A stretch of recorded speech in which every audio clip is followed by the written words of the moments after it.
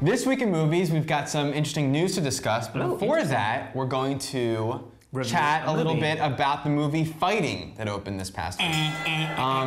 So whenever people poo-poo Shia LaBeouf or Channing Tatum, I always point them to an amazing movie called, maybe it'll come, I don't know what you're confused about, A Guide to Recognizing Your Saints, which is an awesome movie. I really recommend it. Jeff checked it out. You liked it as well, I did like it a lot. Yeah. That is directed by a guy named Dito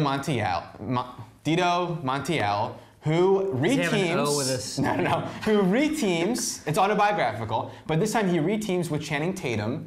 So that was my question. You made it seem like I should have known who the fuck Channing Tatum was, which I didn't. Well, Channing Tatum's in a few movies. Coming up. He's in G.I. Joe. He's going to star in G.I. Joe. That's cool. Was he in? He's in the Step Up movies. He was in Stop Loss. Oh, okay. So he's done some movies, just none that I cared to see. I guess so, yeah. Oh, it's Stop Loss, Step Up. None of those were movies that I... Stop Loss is supposed to be great. I'm sure it'll be great. I just didn't have any reason to want to see it. Anyway,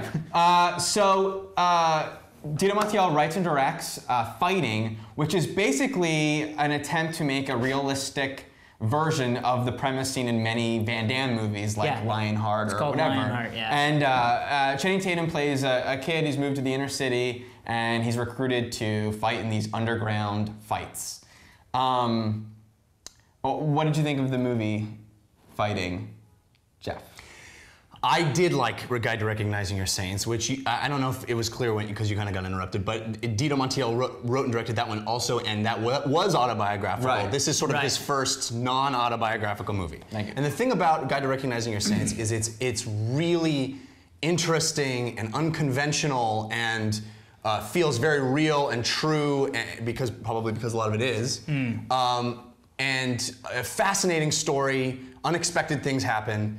None of that is true about Fighting. Fighting is mind-numbingly conventional, predictable and formulaic start to finish. None of the characters are particularly interesting, and you have this world of underground fighting, which theoretically, if you're exploring that world, could be very fascinating, and we want to know about that world. You find out nothing about that world. There's nothing interesting. In fact, the only kind of spark of interest that happens is when the lead female's grandmother comes on the screen, and when she's on the screen is the only time that there's anything even remotely realistic or fun or interesting to me at all.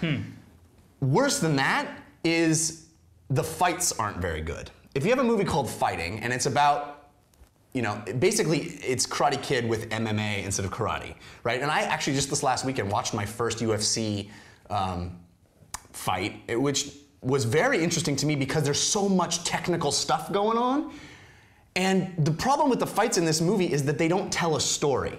The last fight is supposed to be between this guy who is very technically savvy and is the professional, and our young, scrappy kid who has no training. But that doesn't come across in any way in the fight, whereas you could have told that story of how he overcomes this technically proficient guy with his scrappiness. It's just two dudes wrestling around on the ground. It's interesting, you bring up my biggest point, because I'm a big MMA fan, have been for a long time. My biggest issue with this movie was that the lead fighter that we're supposed to be rooting for sucks. He's not a good fighter. He is always sort of getting his ass kicked, and for some reason keeps getting bigger and bigger fights, which I find totally unrealistic. Yeah. You know what I mean? Like, they say at one point he's the biggest thing in town, but why? There is no reason. Yeah. He's actually technically not very good at all.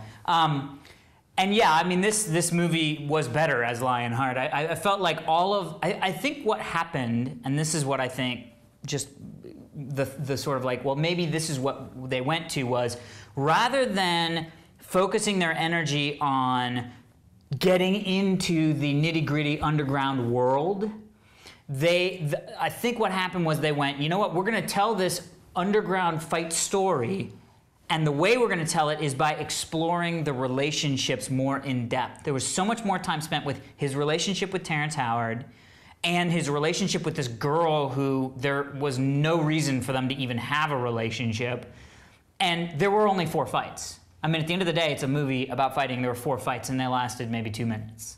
So I think that what had happened was they went, admirably chose, we're going to focus on the character development of these people and tell the story that way, rather than the fighting is the story. But I don't think the characters were interesting. I think they failed doing it that way. I thought that it just was boring. Yeah, I thought there was some good and some bad. I thought there were a lot of really good, honest, natural portrayals of characters and moments from the actors and the filmmaker, though I thought that the female, there was a lot of reeling up moments with dialogue that was very loose, and the female lead, while being a total babe, could not hang with the rest of the crew.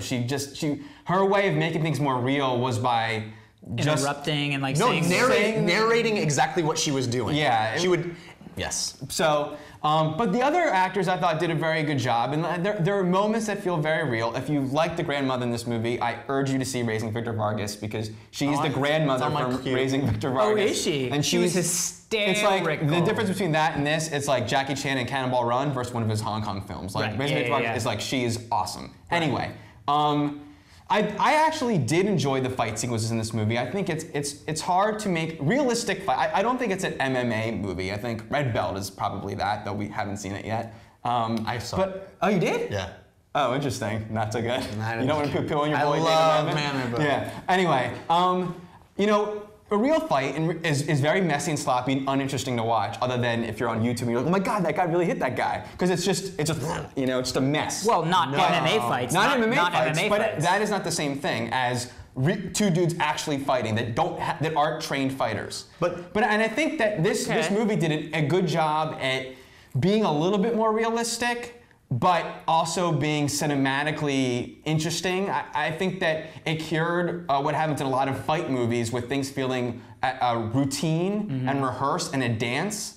It's not, I think that could be pushed a little further one day, but I did think it did a good job, and I kind of disagree. I mean, you made some, I think, valid points, but I felt like, for one, I remember Quentin Tarantino talking about Kill Bill, the fight sequences, as he was going to think about every punch, everything. Right. And it still came across as very routine. And for me, I thought these fight sequences were very each thing had an answer to it. Well, it wasn't like a Bourne fight. In a real way. No one was superhuman in the movie. Crap, the last thing my biggest problem was I was excited for this movie and these filmmakers to hone in on the metaphor of fighting in the way that Rocky does and The Wrestler does. Yeah. And it never said anything introspective. It was like, it just said, here's a story about a fighter, that's the story, goodbye. And it was like, well, but, I mean, okay, but it wasn't even that interesting. Right. Of all the fighters to profile, this guy was just sort of like, it didn't get it. And the Terrence Howard, I didn't really dig his performance. So